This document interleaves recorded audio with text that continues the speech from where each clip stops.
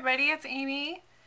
I had tried to do a video a while back about embossing without a machine, and that I used Pearl-Ex powders in, and that went okay. But I was experimenting today and I wanted to share with you some other ways that I have found to emboss without having an embossing machine. So I'll just show you some of the samples that I made.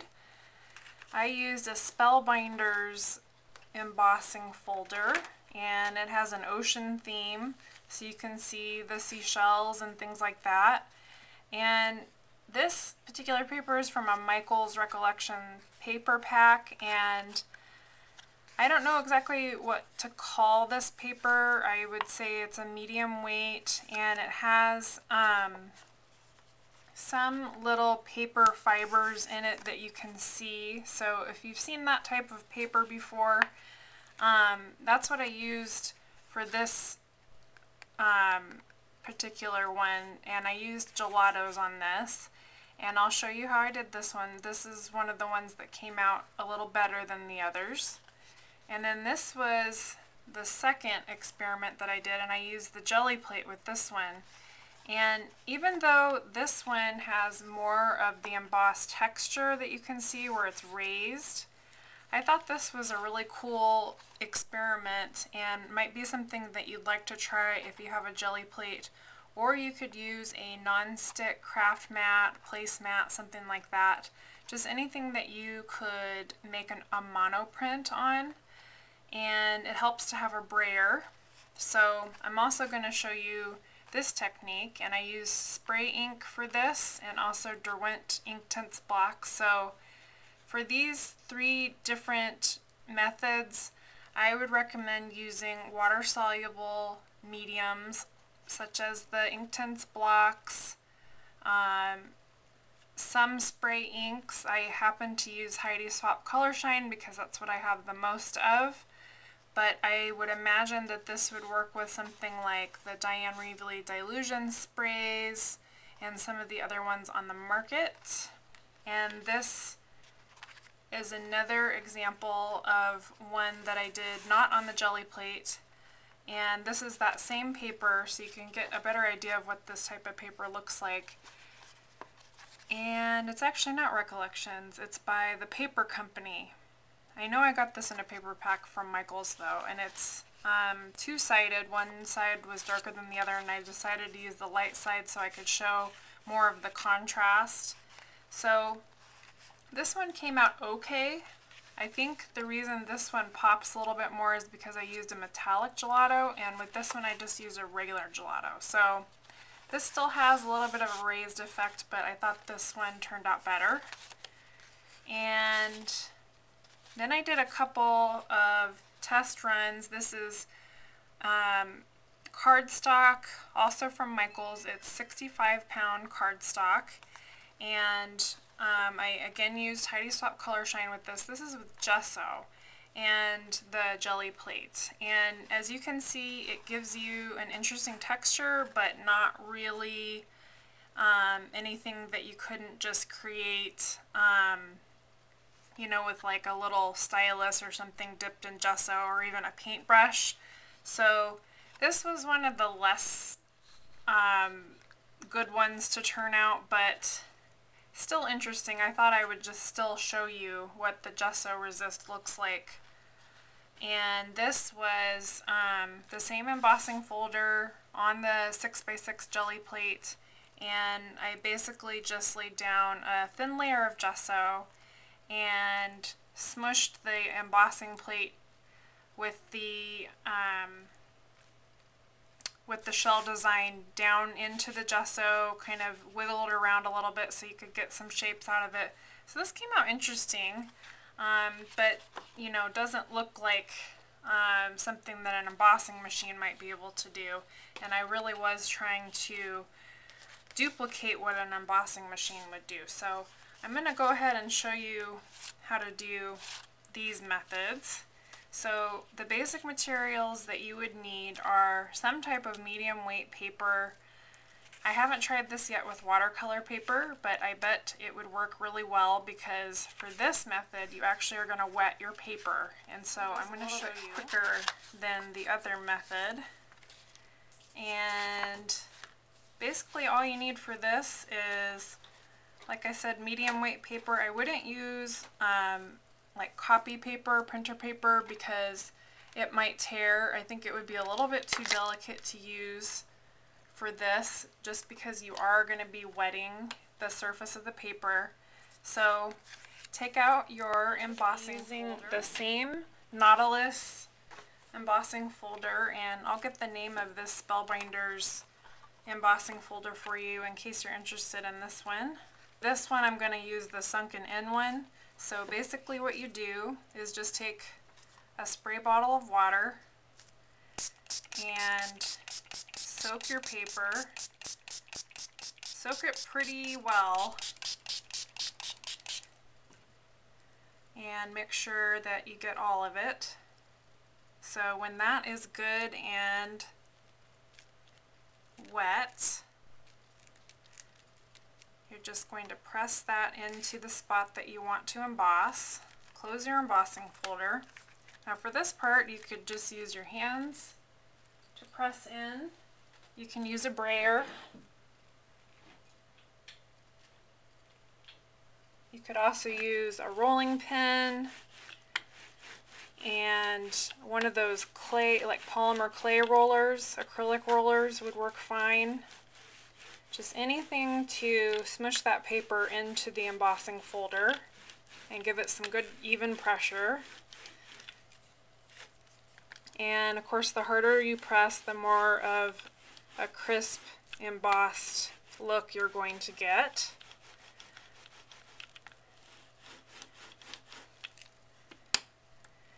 And you're just going to open this up and you'll see that the paper is nice and smushed into the image. So next, you just want to take a color that will show up on your particular piece. I'm just going to use a bright greenish yellow gelato for this. And you're just going to lightly skim over the top of the paper. And since you can see your design fairly well, you can see where you're going with your gelato, and you can just kind of follow along, fill in extra areas where you think you need a little bit more of the gelato.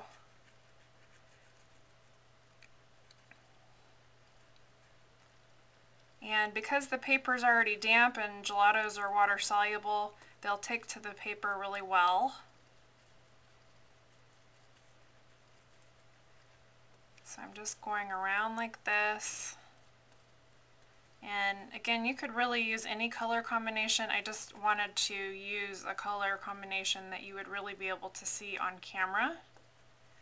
But if you wanted to go for a more subtle look, you definitely could, because in person it'll show it better than it will on film.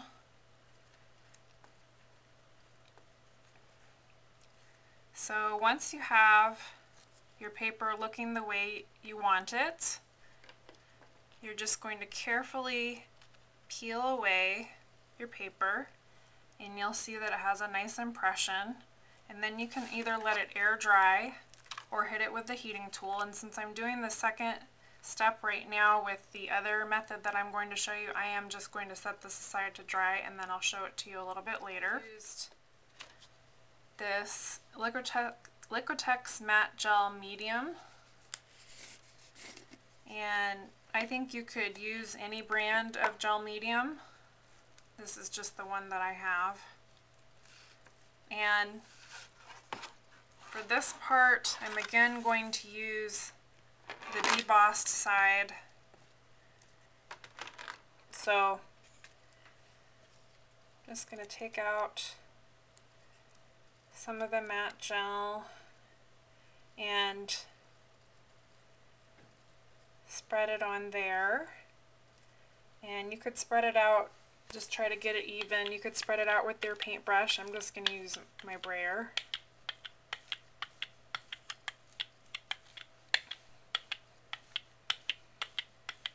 And since you can see the matte gel, you can tell if you're getting an even amount of coverage. Okay, so now I'm just going to take that and imprint it onto the jelly plate like so.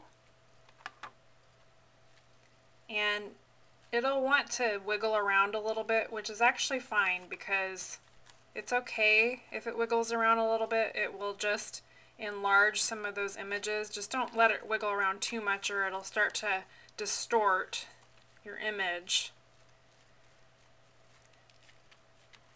Okay, and make sure that's evenly pressed. Then you go ahead and pull that up. And like I said, for this part I'm going to use cardstock. So I'm just going to put that cardstock right down like that.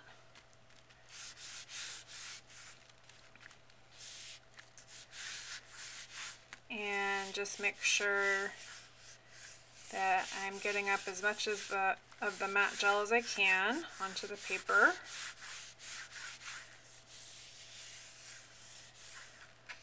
And then peel it off. And you'll be able to see in the light that it comes out with a nice impression. You could do a second round with your jelly plate, and I'll just grab the back of this sheet and do that since there's still some gel medium left on the plate.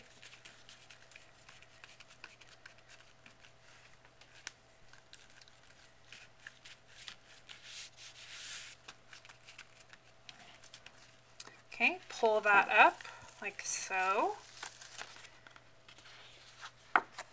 And that one actually came out pretty well too.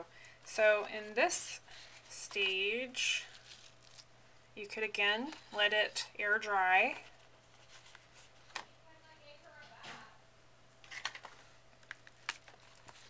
Or you can speed it up with a heat tool, which I am going to do.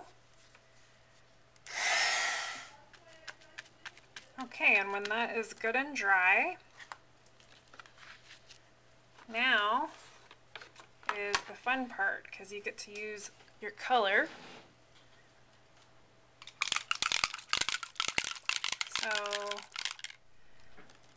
I don't know how well you can see the outline of the image, but it will start to show up as soon as we start applying color.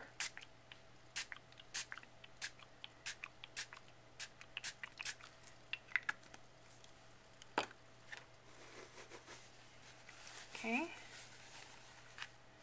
Now I'm just going to take away a little bit of that excess color.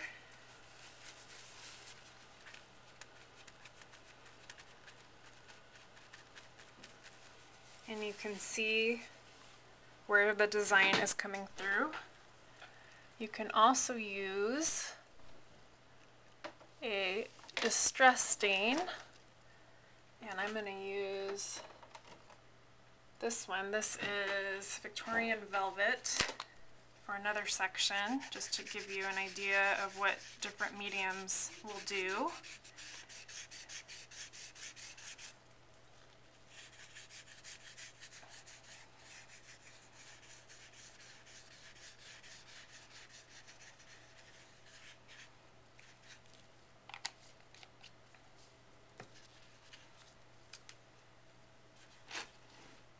And then the last part, which I had shown you in the other example, I used some Derwent Inktense blocks, and I just used a water brush for this part.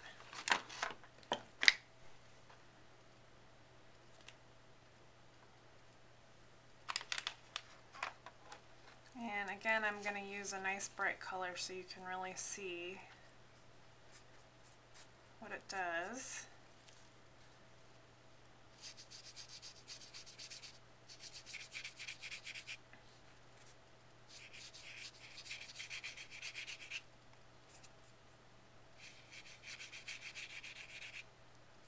a different color in there too.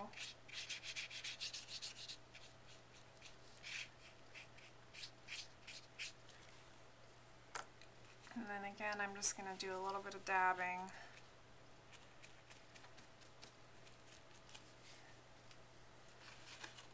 So you can see that cool impression that you get. And just for fun, I'll show you the other sheet from the second print that we pulled, as they say.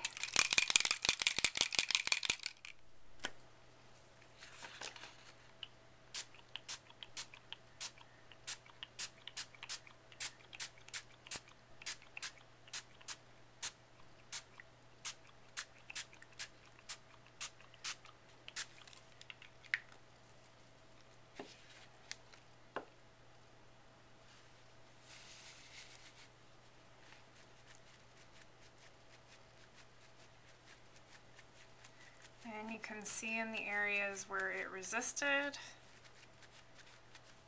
And then you have kind of a funky background, something for your art journal. Gel medium, because I think it maybe was not quite thick enough the first time around here. I'm going to make sure to really get a good amount on there.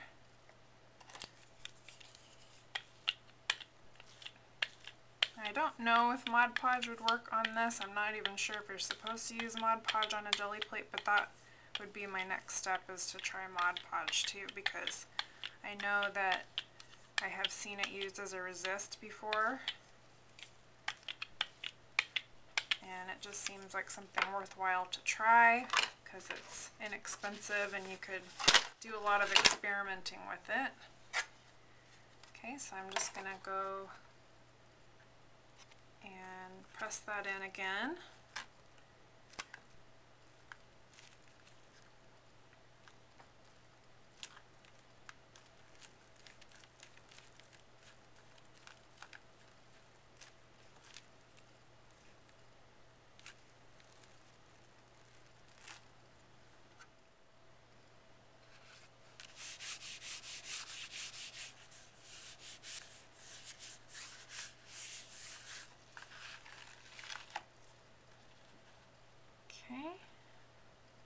So that does look a little bit thicker on the paper. We'll see how it turns out once we start to apply color to it. And then I'll go ahead and just do a second print on the back of this sheet to see how that one does. Okay, that one's much fainter.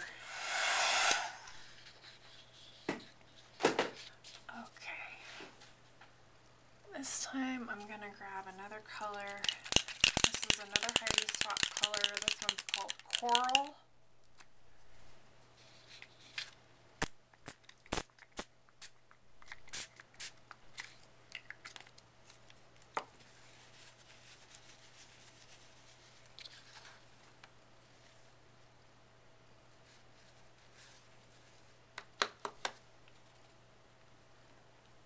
I'll just apply some water to get that moving a little bit.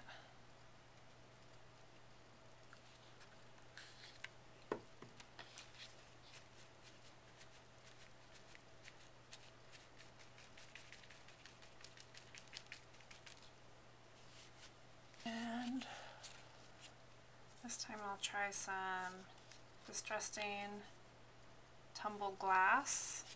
I'll do that in the corner here.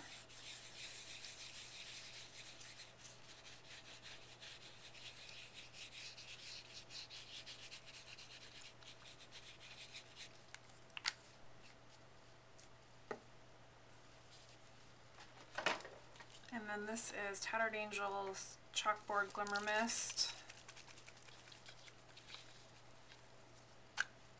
Let's try that over here.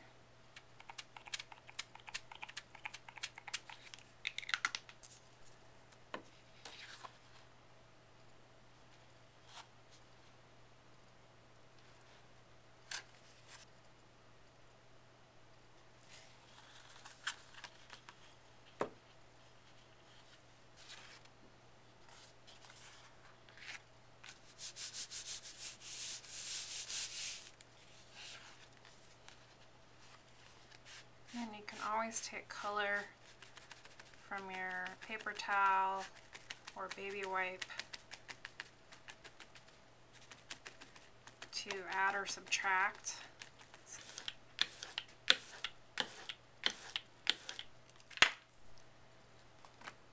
Okay, and this sheet is still a little damp,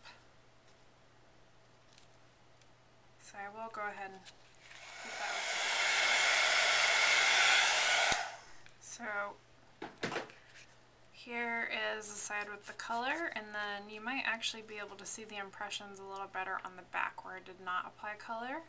So that would be another option for you, is to just dampen the paper, smush it in the embossing folder, and then leave it without color. You wouldn't necessarily have to color it. So there's some options that I hope you find helpful and fun to play around with. I'd love to hear any feedback or any methods that you might have tried of embossing without using an embossing machine. Have a great day, and I'll see you next time. Bye!